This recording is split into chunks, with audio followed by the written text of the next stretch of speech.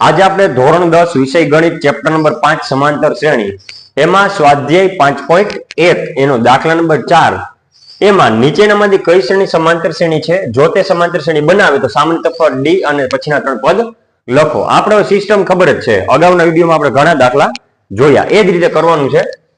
એમાં નવમો દાખલો 1 3 9 27.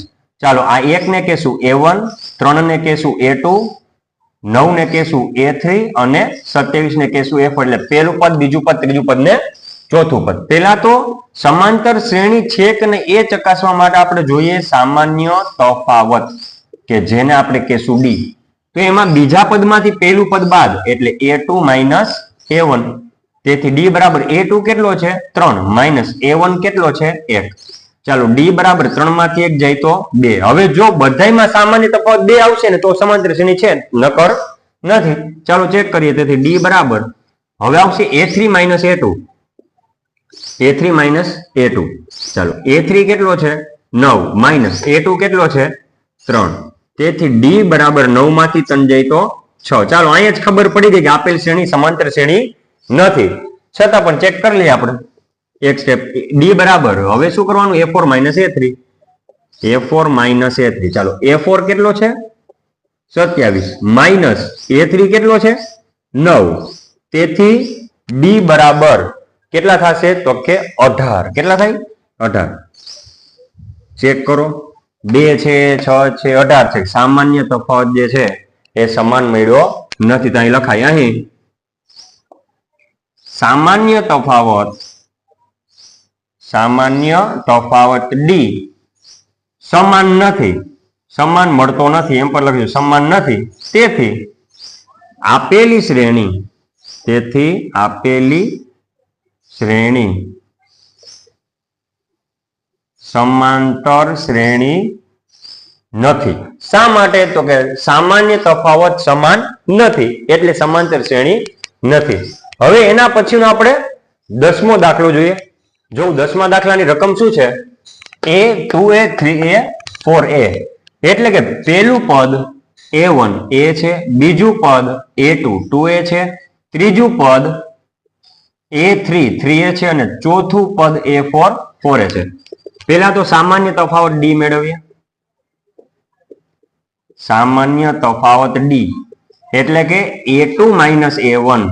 a2 minus a1. ચાલો a2 કેટલો છે? 2a માઇનસ a1 કેટલો છે? તો કે a. 2a માંથી એક વખત a જાય તો વધશે શું? a. એટલે કે d બરાબર સામાન્ય તફાવત શું મળ્યો? a. હવે પાછું d મેળવીએ. સામાન્ય તફાવત d હવે એમ કરવાનું છે a3 માઇનસ a2. શું કરવાનું? a3 minus a2. a3 કેટલો છે? 3a માઇનસ a2 કેટલો છે? 2a. એટલે કે 3 માંથી 2 જાય તો પણ શું મળે આપણને? 1. એટલે કે એક વખત a.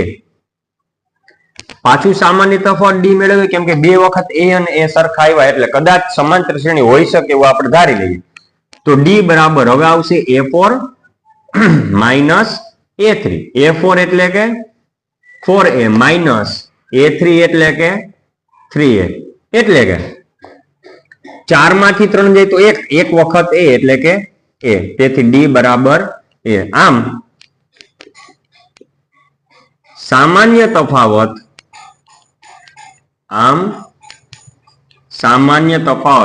d સમાન હોવાથી આપેલી શ્રેણી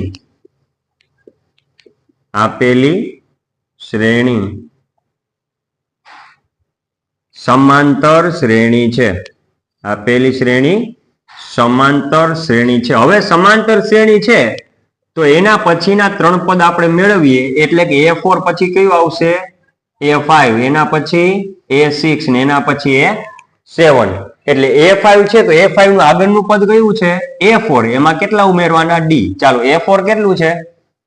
4a પ્લસ d એટલે a ઉમેરતા જાવ. તો હવે પાંચમું પદ a5. 4 માં 1 ઉમેરો તો 5 સાથે a એટલે 5a. એવી જ રીતે છઠ્ઠું પદ a6. હવે છઠ્ઠા પદની આગળનું પદ કયું થાય? તો a5 એમાં ઉમેરીએ d. a5 હમણાં જ મેળવ્યું. જો અહીંયા a5 કેટલું મેળવ્યું? 5a. તો 5a છે એમાં પ્લસ a એડ કરો તો a6 બરાબર 5 માં 1 ઉમેરીએ તો 6a એટલે કે છઠ્ઠું પદ આપણે મળ્યું 6a. હવે એવી જ રીતે a7 ઉમેરવા વખતે આપણે અગાઉનું પદ જે છે a6 સાતમા પદનું અગાઉનું પદ a6 એમાં કેટલા ઉમેરવાના d. હવે a6 હમણાં જ મળ્યું, જો a6 હમણાં જ કેવું મળ્યું 6a પ્લસ d એટલે કે સોરી d એટલે શું છે a. તેથી a7 બરાબર 6 માં 1 ઉમેરીએ તો 7a એટલે કે સાતમું પદ શું મળ્યું 7a. એટલે કે સમાંતર શ્રેણી છે તો એના પછીના ત્રણ પદ a5 a6 અને a7 આપણે મેળવ્યા. તો અહીંયા દાખલા નંબર 4 નો આપણે 9મો અને 10મો આ બે દાખલા આપણે જોયા. તો અહીંયા એટલા જોઈ અને અગાઉના દાખલા જે છે આપણે આગળના વિડીયોમાં જોશું.